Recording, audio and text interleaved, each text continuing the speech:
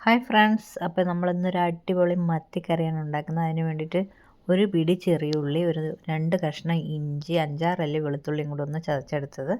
നമ്മളൊരു പാൻ അടുപ്പത്ത് വെച്ച ശേഷം വെളിച്ചെണ്ണ ഒഴിച്ച് ഒന്ന് വഴറ്റി കൊടുക്കുക. അതിനുശേഷം ഒരു തക്കാളി ചുട്ടെടുത്ത് തോല് കളഞ്ഞതൊന്ന് പേസ്റ്റാക്കിയിട്ട് ഇട്ട് കൊടുക്കുക. 2.5 സ്പൂണ് മുളക് പൊടി, 1 സ്പൂണ് മഞ്ഞൾപ്പൊടി, 1 സ്പൂണ് മല്ലിപ്പൊടിയും കൂടെ ചേർത്ത് കൊടുത്ത് ആ പച്ചമണം ഒന്ന് മാറുന്നവരെ ഇളക്കി കൊടുക്കുക. അതിനുശേഷം കുറച്ച് പുളിവെള്ളം ചേർത്ത് കൊടുത്ത് ഒന്ന് തിളപ്പിച്ചെടുക്കുക. ആ തിളച്ചതിന് ശേഷം നമ്മുടെ മീൻ പാകത്തിനുള്ള ഉപ്പും കൂടെ ചേർക്കണേ.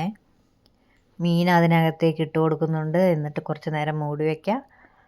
അടപ്പ് തുറന്നതിന് ശേഷം മീനുകളെല്ലാം ഒന്ന് ഇതുപോലെ പൊട്ടാതെ ഒന്ന് മറിച്ചിട്ട് കൊടുക്കുക. പിന്നെ വീണ്ടും നമ്മൾ അടച്ച് വെച്ച് കുറച്ച് നേരം ചെറിയ തീയിൽ വെച്ചൊന്ന് വറ്റിച്ചെടുക്കുകയാണെങ്കിൽ അടിപൊളിയായിട്ടുള്ളൊരു സ്പെഷ്യൽ മീൻ കറി റെഡി ആയിട്ടുണ്ട്. അപ്പോൾ എല്ലാവരും ഒന്ന് ട്രൈ ചെയ്ത് നോക്കുക. നല്ല സിമ്പിളായിട്ട് പെട്ടെന്ന് തയ്യാറാക്കാൻ പറ്റിയ ടേസ്റ്റി ആയിട്ടുള്ളൊരു മത്തിക്കറി റെഡി.